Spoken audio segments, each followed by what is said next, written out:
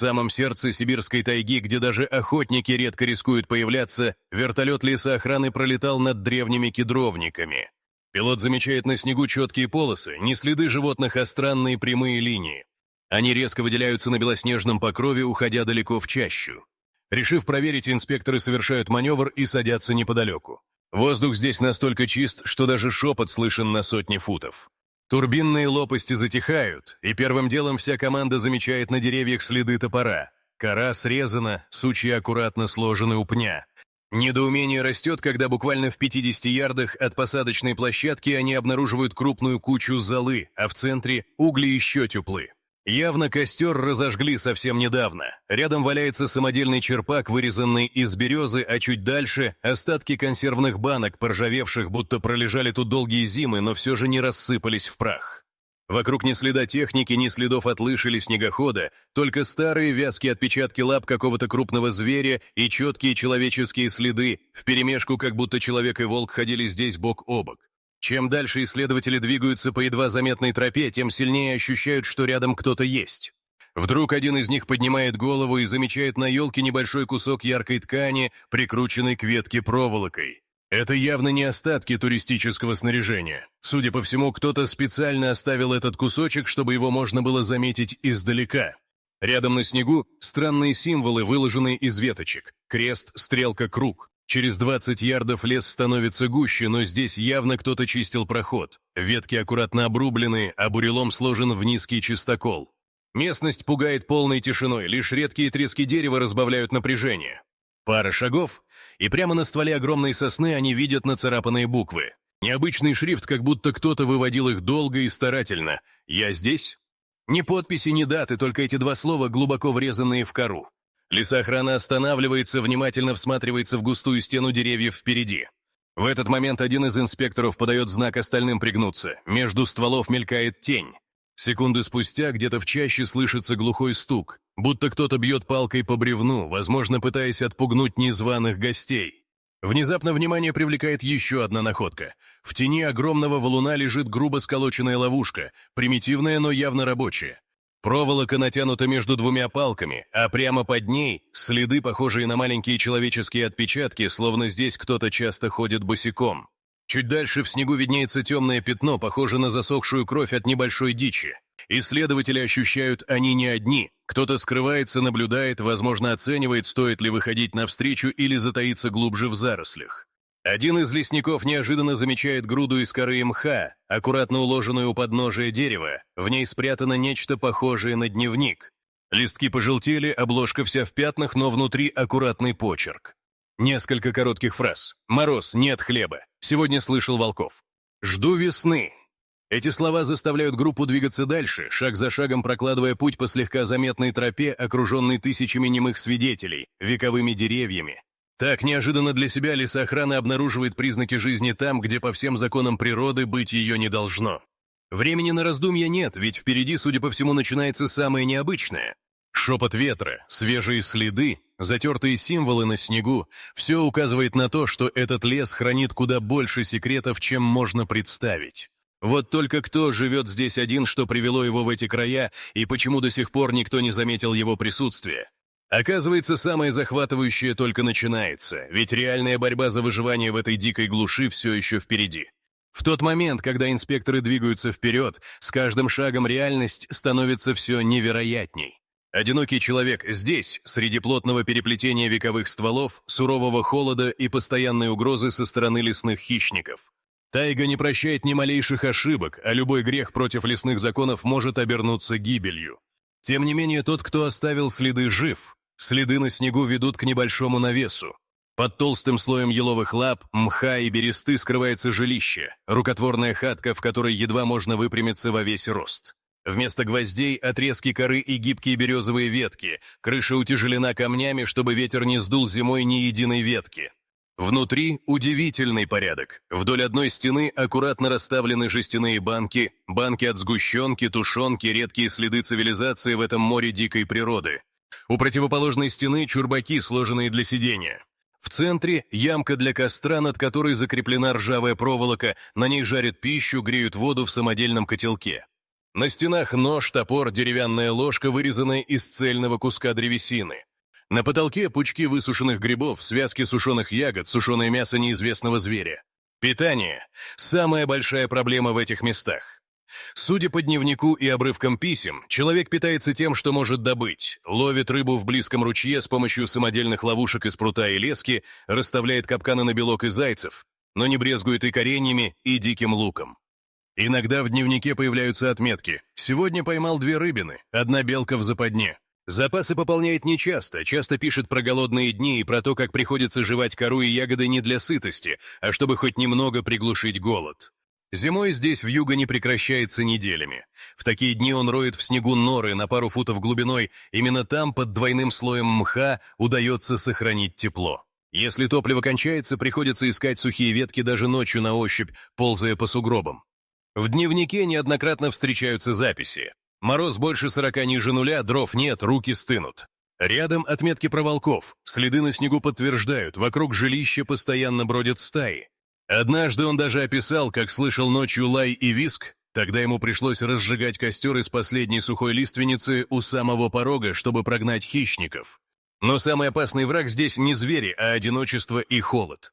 Дни сливаются друг с другом. Иногда появляется надежда. В яркий солнечный день он находит старое охотничье ружье без затвора, использует его как джедайский посох, пугая волков. Еще один находка – консервный нож, к которому он привязывает деревянную ручку, используя его для вырезания из мха и бересты посуды. В дневнике есть строки. Иногда кажется, что слышу голоса, но это только ветер. Ночью спит одетым, обматывается всеми тряпками, что смог добыть, а обувь сушит у костра, чтобы ноги не отморозить. Прятаться от людей приходится даже сильнее, чем от зверей. Судя по обстановке, он боится незваных гостей. Все тропы завалены сухими ветками, чтобы слышать каждую трещинку, каждое движение. Около жилища на деревьях развешаны колокольчики из проволоки и жестянок. Если кто-то подойдет, колокольчик звякнет даже от легкого ветра, и отшельник сможет скрыться в укрытии. Проблемы со здоровьем он решает своими способами. Прикладывает к ранам мох, делает отвары из пихтовых иголок, жует кору для витаминов, если на губах появляются трещины. Однажды чуть не погиб, описывает сильную лихорадку, много дней только пил воду и ждал, когда температура спадет. И все же каждый новый рассвет становится победой. Благодаря хитрости и безумному упорству этот человек остается здесь, выживает даже в такие моменты, когда, казалось бы, помощи ждать неоткуда. Но как сложилась его судьба дальше? Тайга не прощает ошибок, но иногда среди белого безмолвия происходят странные и неожиданные встречи. Те, кто заглядывают сюда, никогда не бывают случайными. Неужели кто-то все-таки нашел дорогу к этому затерянному убежищу? И кто же стал первым, кто нарушил этот десятилетний покой? Когда первые лучи солнца начали пробиваться сквозь заснеженные ели, тишину тайги нарушил едва различимый треск. Где-то рядом по корявым сучьям осторожно ступала крупная птица. В этот момент отшельник уже не спал. Он прислушивался к каждому подозрительному звуку, мысленно проверяя ловушки и проверяя, не задел ли кто-нибудь медную проволоку, натянутую между кустами. Сумеречные часы — единственное время, когда можно перегруппировать припасы, не опасаясь лишнего шума. Однако сегодня что-то было не так. Отдаленное эхо шагов, слишком определенных для зверя, заставило его насторожиться. Он выскользнул наружу, спрятавшись в густом подлеске, и стал наблюдать за тропой, ведущей к хижине. Вдалеке между соснами мелькнула темная фигура. Сначала отшельник подумал, что это олень, но походка была слишком прямой и уверенной. Незнакомец приближался неторопливо, без оружия, по-видимому, ориентируясь по заранее оставленным меткам. Его одежда была странной, темные штаны и ветхая куртка, на голове шапка с обрезанными ушами. Он нес за спиной выцветший армейский рюкзак, от которого к поясу болталась пара жестяных банок. На руке у него висел самодельный колокольчик из проволоки и крышки от банки, возможно, найденный на пути и привязанный для отпугивания зверей. На расстоянии 20 футов гость внезапно остановился, сел на корягу и стал осматриваться по сторонам. Было видно, как он достал из внутреннего кармана клочок бумаги и сверился с какими-то каракулями, словно сверял маршрут. Через несколько минут мужчина поднялся и, не подавая вида, что заметил чью-то слежку, двинулся по тропе дальше, уводя за собой странное эхо звяканья жестянок. Уже возле самой хатки, остановившись перед невысоким чистоколом из сухих веток, он негромко произнес: «Есть кто живой?» и начал осторожно выкладывать в снег рядышком небольшой сверток из тряпки, в которой что-то тихо позвякивало. Отшельник затаился, следя, как гость останавливается, не двигаясь с места. Прошла почти минута, прежде чем он все же решается выйти навстречу, крепко сжимая в руках старый ржавый топор и выставив его вперед. Неизвестный поднял ладони вверх, медленно повернулся боком, чтобы показать, у него нет оружия.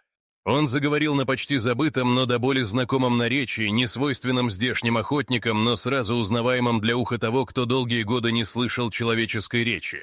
«Я пришел с юга, там, где меньше снега. Ищу старую тропу, мол, кто-то тут живет давно. Говорят, один здесь жив остался, всех других медведь уволок еще 10 зим назад». Отшельник не ответил сразу. Он внимательно рассматривал гостя, пока тот потихоньку развернул сверток и показал нехитрый запас. Несколько кусков сахара, обрывок старого газеты и пачку спичек в промасленной бумаге. Рядом полоска вяленого мяса и сухая береста для разжига. Сигнал понятен, это подарок, обмен, попытка завести разговор без угроз. Дальнейшие события развиваются стремительно. Мужчина представляется просто – Михаил. Рассказывает, что ведет переселенцев за Урал, показывает на потрепанную карту с рукописными пометками. Оказывается, по слухам, в соседнем Зимовье давно ищут пропавшего человека, но никто не решался идти в самую чащу, ведь среди местных бытует суеверие, мол, в этих лесах живет кто-то, не желающий ни гостей, ни соседей. В тот же день Михаил остается у костра у хижины. В обмен на ночлег он делится последней крупой и тонкими сухарями. Отшельник впервые за долгие месяцы пробует хлеб и горячий чай с сахаром вместо настоя из хвои. За ночь они почти не спят, меняясь короткими фразами. Гость рассказывает, что однажды видел старую засаду на охотничьей тропе. Там кто-то выложил кресты из веток, чтобы запутать следы. Отшельник лишь кивком подтверждает, это его изобретение. Следующим утром Михаил уходит дальше, оставив отшельнику спички и кусочек свечки. На прощание он говорит: «Не держись тут зимой, весной приду с людьми.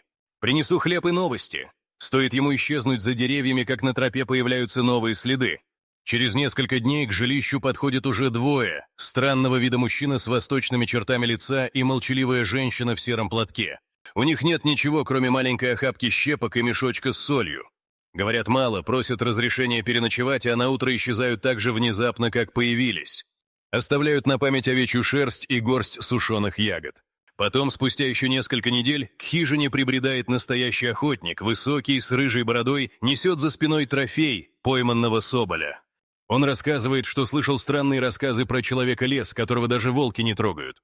Вручив отшельнику сухожилие и шкуру, уходит обратно на север, обещая не рассказывать никому, где находится укрытие. В течение короткой зимы навещают еще двое. Один – местный шаман, другой – потерявшийся мальчишка с отмороженными руками. Оба приходят и уходят по-разному, но каждый раз приносят с собой нечто важное – лечебный корень, пару стрел, теплый платок. С каждым новым визитом отшельник все больше понимает. Несмотря на изоляцию, его история докатилась до соседних стоянок, и теперь уже невозможно остаться полностью незаметным. Тайга полна загадочных встреч, а случайных гостей в этих краях не бывает. Каждый приносит либо весть с большого мира, либо маленькую, но жизненно важную помощь. Холодные зимние ночи нарушает лишь случайный шум шагов или отдаленный голос, но каждый раз эти незнакомцы подтверждают главное. В самой глухой тишине тайги порой появляются те, кто способен кардинально изменить судьбу одиночки.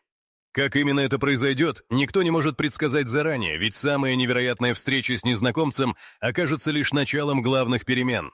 Снег спрессован плотной коркой вокруг жилища, как кольцо обороны.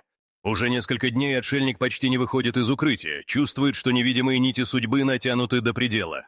Ранним утром, когда мороз скрипит под подошвами, он замечает на снегу свежие следы. По направлению отпечатков видно, кто-то кружил вокруг, но не решился подойти. Через некоторое время из леса долетает короткий стук, затем второй. Вырвавшийся крик черноголового ворона словно подтверждает тревожные подозрения. Кто-то здесь совсем рядом. Ближе к полудню напряжение прерывается необычным звуком. В небе появляется глухое гудение, слышится оно пока как эхо далекой грозы. Сначала отшельник решает, что это снова ветер, уносящий сизый дым хворостяного костра, но звук усиливается и становится все громче. Меньше чем через минуту между кронами древних лиственниц возникает силуэт необычного аппарата. Вертолет, сплошь покрытый инеем, медленно снижает высоту и кружит над поляной. Ярко-оранжевая кабина мечется между стволами, пробираясь ближе к месту, где из-под снега еще видна куча золы и остатки тропы. Отшельник застывает, прячась между буреломом и низкими ветками. Сердце бьется очень быстро, но он не двигается ни на дюйм. Вертолет зависает на высоте 30 футов, выметая вихрем снег и хвою. Из открытого люка выглядывают люди в темных комбинезонах, один держит в руках большой прожектор, второй — что-то похожее на объемный длинный пакет, завернутый в мешок. Через громкоговоритель передают короткое сообщение, понятное даже сквозь рев турбин. «Если кто живой, подай сигнал». Решение приходит мгновенно. Отшельник выхватывает из запаса бересту, поджигает ее, размахивает факелом над головой, показываясь у края тропы. Снег и дым мгновенно привлекают внимание экипажа. Один из пассажиров вертолета вынимает сигнальный флаг, второй дает команду по рации, и аппарат аккуратно садится на вытоптанную площадку возле бывшей хатки. Сразу после того, как лопасти замедляют ход, из кабины выскакивают двое людей в масках и теплой экипировке, быстро осматривают местность, оглядываются и идут навстречу. Один из них подходит ближе, поднимает руки, как когда-то сделал Михаил, и медленно говорит: «Мы тебя искали. Все хорошо, мы поможем». Отшельник не может поверить собственным глазам. На мгновение он стоит, не в силах двинуться, а потом послушно следует за спасателями к вертолету. Ему протягивают термос с горячим чаем, заворачивают в одеяло, проверяют пульс и приговаривают: «Держись, теперь ты в безопасности». Пока команда готовит носилки, один из инспекторов рассказывает вполголоса: «Получили сигнал от охотника, тот передал, что в лесу кто-то есть. По обрывкам дневника и заметкам на снегу мы вычислили примерное местоположение». Когда вертолет поднимается, с земли видно, как в зарослях мелькают еще одни фигуры. Возможно, это случайные путники, возможно, те самые, что приносили отшельнику помощь. Однако сейчас никто не выходит на связь. Вертолет набирает высоту, и сквозь мутное стекло кабины отшельник прощается взглядом с местом, где провел долгие зимы. Дорога назад теперь закрыта, впереди его ждет совсем другая жизнь. В аэропорту ближайшего города его встречает бригада медиков и пара журналистов. Отшельник почти не отвечает на вопросы, слишком много событий, слишком мало сил. В кармане у него только клочок бумаги с адресом, тот самый клочок, который ему когда-то передал Михаил. Теперь по этому адресу можно будет найти и друзей, и, возможно, начать все сначала. На следующее утро газетные заголовки пестрят новостью: «Чудесное спасение». История о человеке, выжившем в самых суровых условиях, разлетается по деревням и городам. Многие не верят в этот рассказ, слишком невероятно звучит. Но поисковая команда приносит на выставку треснувший котелок, старую ложку, дневник с пожелтевшими листами. Весь город говорит только об этом спасении, однако самое удивительное ждет впереди. За несколько недель в отделении больницы появляются те самые люди, которые в разное время встречались с отшельником. Они приносят ему сушеные ягоды, теплый платок, карту, старую шапку, каждый по-своему благодарит за гостеприимство и помощь. Слух о его силе и выносливости проникает все дальше, а в домах на окраине города еще долго вспоминают о том, как человек смог выжить там, где не выживает ни зверь, ни человек. Только одна тайна остается нераскрытой: кто действительно первым передал сигнал спасателям и почему именно в этот день судьба решила дать отшельнику второй шанс. Все это, как и настоящая история его спасения, изменит не только его жизнь, но и судьбы всех, кто когда-то оказался рядом.